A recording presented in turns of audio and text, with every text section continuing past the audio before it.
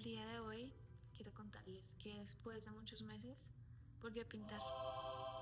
Vengo con esta propuesta de hablar sobre el proceso creativo como un sistema vivo, los ciclos, la vida y el contexto como la misma obra de arte. Me he dado cuenta que la creatividad no es un interruptor que se enciende o se apaga a voluntad, sino es mucho más parecido a un río. Este flujo de creación se asemeja más al movimiento del agua, en donde a través de la sequía o a través del flujo vital que nos enseñan los ríos, nuestro proceso creador tiene subidas y bajadas y todo eso hace parte del mismo flujo, mucho más cercano a nuestro estadio vital. Tú eres quien encuentra cómo es y qué hace parte dentro de tu proceso artístico y de tu proceso de vida, porque cada vida es distinta y cada contexto es diferente y eso hace que tu flujo energético y vital tenga una forma de desenvolverse distinta a otras. Es el reconocimiento del flujo que está dentro de cada uno de nosotros, cada una de nosotras, y es lo que posibilita el acto creador. Tener el reconocimiento de cómo funcionan mis ciclos artísticos, también es ser consciente que eso tiene una vida propia. Este proceso tiene vida propia y que yo lo estoy acompañando y viceversa. Nace de mí, pero a veces en ciertas ocasiones se siente como algo independiente porque en algún momento tiene un flujo, un inicio, un acontecimiento y tendrá un final donde ese final desembocará en otra cosa que no va a terminar nunca, pero va a tener otro tipo de relación del que tiene ahora conmigo, con mi mirada como artista. Durante este tiempo estuve escribiendo, estuve tejiendo, estuve incluso pensando en el videoarte, que de hecho hubo un meses atrás tuve un intento de hacer videoarte, pero pues resultó, pero no seguí moviéndome hacia ese lado, pero me ha llamado. Este proceso creativo, el mío y seguramente el tuyo, si estás viendo este video, no radica en una sola disciplina, sino que oscila. Y creo que esto nos pasa a muchas personas multidisciplinares que en un momento se siente que es una falla.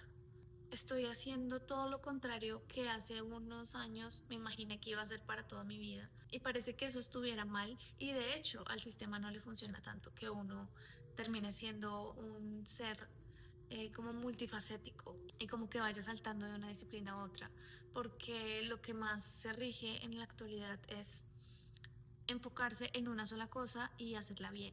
Pero para el caso de personas donde el proceso no solamente deriva en hacer una sola disciplina, sino en la conjunción de diferentes formas de ver y observar la vida, pues aparece. Entonces es darse cuenta que sí hay diferencias. Y hoy entiendo que esa es la forma en la que mi creatividad respira. Si yo me fijo en cómo, porque he tenido también un registro, he hecho un registro desde hace ya unos años sobre cómo he podido diariamente crear. Entonces es un diálogo constante con diferentes lenguajes que lo que me permite a mí es construir un universo que quiere materializarse y mostrarse a un espectador. En este video quiero hacer una pregunta mucho más amplia. ¿Qué alimenta el acto creativo? ¿Qué es lo que lo frena? ¿Y qué tiene que ver todo esto en la forma en la que vivimos actualmente? Entonces aparece esto del contexto como combustible, cuando la vida exterior también moldea la vida interior y viceversa. Uno de los conceptos más sólidos que emerge respecto a la creatividad es que el entorno, ya sea emocional, ya sea social, histórico, geográfico también, es parte de la creación. Por ejemplo, el teórico Mihaly Csikszentmihalyi, él crea un concepto que es el estado de flow. De hecho, aquí voy a poner el libro que me gusta mucho. Y él habla del flow, de este estado en el que sujeto y acción convergen en un acontecimiento casi único. Y entonces él propone que la creatividad no reside únicamente en el individuo que la hace, sino entre la persona, el dominio de su obra, y el campo, que es el contexto social donde eso ocurre. La forma en la que yo estoy eligiendo expresarme no es algo totalmente arbitrario, no es algo totalmente arbitrario, sino han ocurrido cosas dentro de mi contexto, una pérdida, una emoción, un acontecimiento que hace que yo quiera expresarme en un lenguaje o en otro. Por otra parte, el filósofo John Dewey plantea que el arte genuino no es el objeto que se expone en una galería, sino la experiencia completa que lo acoge y que lo recibe, y que le da un nombre a eso. Entonces nuestra vida cotidiana es nuestro verdadero material como artistas, nuestra capacidad de crear a través de los días, cómo nos vamos a desarrollar en nuestra vida diaria, es el material, es la materia primera también que nos permite ubicar nuestro arte de alguna forma u otra. Y no solo nuestro arte, nuestra capacidad creativa en nuestra vida. Entonces Dewey critica la separación de la vida ordinaria o cotidiana del arte. No debe haber esa fragmentación y muchas veces caemos en el error de que un artista está, no sé, en Narnia, pero, pero también está en su contexto actual, también está en su casa, está respondiendo preguntas cotidianas y diarias que hace que tome ciertas decisiones y no otras. Por ejemplo, yo tengo esto claro y cada vez más y me doy cuenta que cuando tejo estoy procesando algo. Tengo la posibilidad de ir a través de algo que ni siquiera tiene nombre, sino que es un proceso y lo estoy como digiriendo de alguna manera. Cuando escribo estoy en un momento muy profundo, muy introspectivo. La llama interna empieza a llamar, de alguna forma la llama empieza a llamar. La llama interior empieza como a hablar y aparecen mensajes que claro que son míos, claro que vienen desde mi interior, pero que son también necesarios en ese momento. Y siento que en los momentos tristes, en los momentos de mayor como profundidad y concentración, podría decir mística, aparece la escritura. Y cuando pinto, siento que es como una apertura hacia mi presente. Es como abrir un portal, de alguna forma, de lo que ha pasado en este ser y se materializa. Para de pronto poner una analogía un poco más clara, el tejido para mí es como otoñal. La escritura es invierno, es como algo muy profundo. Y la pintura es sol y primavera. Es como vamos a abrirnos al mundo y vamos a mostrar esto que he tenido que procesar. Y cada forma es maravillosa porque hace parte de un contexto en particular o una situación particular que estoy viviendo en mi vida y que seguramente si de pronto le empiezas a dar conciencia sobre lo que te gusta hacer o porque de repente paras esa acción, pregúntate también qué es lo que pasa en tu contexto para que esa acción pare o continúe o tenga ese impulso mayor. La disciplina hace grandes obras también, sean artísticas o no, y que uno no depende como artista solamente de la inspiración o de la motivación. Esos son los puntos iniciales para poder hacer un acto creativo. Pero la exploración parte de esa inspiración, de esa motivación y de ese contexto. La vida como obra de arte es una idea filosófica con una trayectoria más bien larga. La vida misma puede ser un acto creador, no viene de ahora, sino viene de muchísimo tiempo atrás. Michel Foucault, en sus conferencias sobre la estética de la experiencia, recupera el concepto de bios, vida, de los griegos. Y esto significa que para los griegos, especialmente en la tradición estoica, existía esta idea de expresar la vida como algo bello y algo coherente.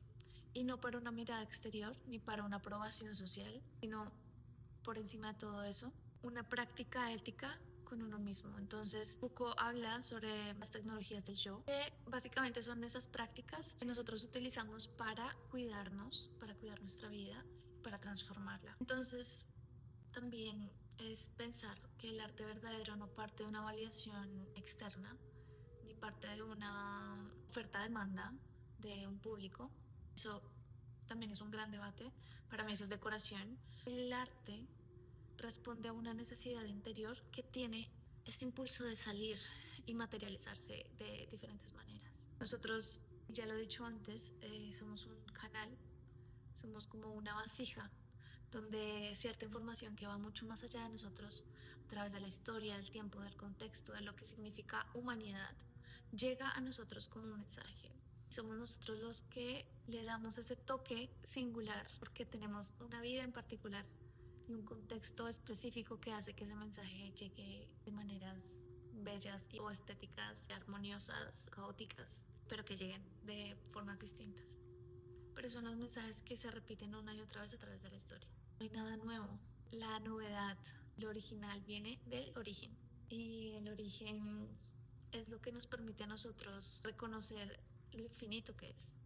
Entonces, en la vida contemporánea, ese es uno de los más grandes retos que tenemos nosotros como artistas y como creativos. Esta tensión de la vida como una práctica estética en comparación a una presión de marcos externos es lo que es algo que sucede y que pues nos damos cuenta, es que no solamente para los artistas, para casi todas las personas en el planeta, esta idea de la sobreexposición, sobre el tener que cumplir ciertas formas y ciertas maneras de ser creativo, de ser cualquier cosa, particularmente en el arte. Es como un artista es el que produce casi todos los días y lo sube a redes sociales. Cuando nos damos cuenta y cuando profundizamos sobre lo que es crear, es darnos cuenta que cada artista, cada persona que se ha denominado como artista, tiene un proceso distinto porque pertenece a un contexto social diferente también. Y eso hace que su manera de ver la vida impida o no ciertos flujos en su río, impida avanzar o posibilite el avance también. Estos impedimentos del artista no son falta de talento en la mayoría de las ocasiones, por no decirlo todas, porque la técnica se va logrando a través de la práctica. Y una persona que es más o menos buena en dibujo, si practica todos los días, si tiene la disciplina de la práctica, puede llegar a ser un excelente dibujante. Y así con todas las prácticas, el problema no es el talento, es la constancia, pero también hay impedimentos que van más allá del control personal. Es una idea dañina sobre la creatividad. Es que los verdaderos artistas crean de una manera constante, fluida, mejor dicho, casi sin esfuerzo. O sea, como si crear no tuviera un esfuerzo implícito, y si no estás produciendo, entonces no eres un artista de verdad. Lo que omite el contexto digital es que la creación tiene fases, y las fases invisibles también son parte del proceso. Fases donde estamos escribiendo, donde estamos pensando, donde incluso estamos de viaje o estamos en un contexto que para nada tiene que ver con horas dedicándole a la pintura o al arte en particular, sino con el trabajo cotidiano o con cosas que suceden en nuestra familia, en nuestro hogar, en nuestros amigos, con nuestra ciudad, el país. Eso, todo eso hace parte del proceso creativo, solamente que es algo que no se ve. Hay un psicólogo que me gusta mucho que habla sobre esto, el arte del pensar. Su nombre es Graham Wallace. Él identificó 4 etapas del proceso creativo: la preparación, la incubación, la iluminación y la verificación. La etapa de la incubación son esos meses donde aparentemente no pasa nada, pero en este momento de incubar es en realidad donde el inconsciente empieza a trabajar. Y no crear algo visible no significa que no se está creando, se está incubando. Cuando dejé de pintar todos estos meses, sentía que estaba fallándome o estaba fallando algo. Y ahora, mientras hablo acá y mientras organicé mis ideas sobre, bueno, qué está pasando ahora en mi vida, por qué estoy pintando otra vez, me estoy dando cuenta que estaba incubando esta realidad. Estaba incubándolo a través de la escritura. Y hay momentos en los que ni siquiera llego a escribir. Hace unos años hubiera tenido como una presión por hacer algo, sentir que no estaba rindiendo lo suficiente. Y de hecho ha pasado en este tiempo también. Pero siendo más consciente y reconociéndome en los flujos que les he contado, me doy cuenta que sí hay estados distintos también de acto creativo. Y eso hace que me convierta en una gran observadora de los ciclos naturales de la acción artística. El peso del contexto vital. La famosa escritora Clarissa Pinkola Estés, en el libro Mujeres que corren con los lobos, que seguramente muchas de ustedes lo habrán estudiado, habla de esa naturaleza instintiva como algo que puede ser herido, que puede ser suprimido, pero que nunca se destruye, sino que está ahí. Y cuando pasan estas cosas hay una identificación de estos amenazadores de la creatividad: el perfeccionismo, el agotamiento, las relaciones que drenan, las estructuras sociales que hacen que cierta creatividad no aparezca como una quisiera. Y nosotras como mujeres particularmente, en especial las mujeres que tienen muchos roles experimentamos esta sensación de querer tener un lugar propio, un momento propio donde esa creación pueda tener lugar, sea lo que sea, pero para nosotras. No quiere decir que todas queramos escribir o pintar o tejer. Son todas esas formas en las que nosotras mismas nos comunicamos, que seguramente a los hombres también les pasa. Yo hablo específicamente de las mujeres, pues porque soy mujer y sé qué es lo que sucede con este tipo de obstáculos. Entonces me acuerdo también de hablar de Virginia Woolf. Ella menciona sobre la habitación propia, este lugar que necesitamos las mujeres para poder expresar esta manera de habitar el mundo. Un permiso social para poder crear, sin tener que estar en relación al cuidado, al servicio, sino la capacidad que nosotras también tenemos como artistas. Esto es una falla estructural. También hay una trampa sobre una identidad única. Y es que el artista solo tiene que tener una forma de expresarse. Esta forma de decir, este artista pinta, o este artista escribe, o este artista hace performance, o esto es una etiqueta que limita de alguna forma lo que cada artista reconoce en sí mismo, que es este flujo que necesita expresarse. Ahora, de pronto, materialmente, una forma es más estética, o sea, hay como una habilidad que uno pueda compartir o que uno diga, ok, esto me gusta y me gustaría poder comunicarlo a más personas, está bien. Hay personas que se dedican solamente a la pintura enfocadamente, pero incluso dentro de esa misma disciplina a lo largo de la vida, esa misma disciplina va a tener un flujo. Va a tener momentos de quietud, va a tener momentos de inspiración y momentos de estructura y momentos en los que se quiere botar todo y disciplina y momentos de exposición. Pero bueno, yo siento que igual como artista, cuando hablo con otros artistas, sí quedamos en esta idea de, ok, creamos esto, hacemos esto, pero a mí también me gusta bailar y a mí también me gusta cantar y a mí también me gusta hacer origami como una forma de expresar lo que quiero decir. Y esto también alimenta nuestros procesos artísticos. Personalmente, moverme a través de la pintura, a través de la escritura, a través del tejido, se convierte en una práctica coherente, en una práctica expandida del lenguaje que estoy creando. No sé en qué desembocará mi río, si me voy a dedicar a una sola práctica o qué va a pasar. Por ahora es así. Hay una parte bella que me gusta también de todo esto y es esta relación tan bella y tan profunda que tengo con los ciclos naturales y con los procesos artísticos. Los seres humanos, nosotros como humanos, no funcionamos en una línea recta, sino que nuestros pensamientos y nuestras acciones son mucho más espirálicas. Y esto también muchas tradiciones indígenas, muchas tradiciones antiguas, contemplativas sobre todo. Y ahorita la neurociencia está hablando de eso.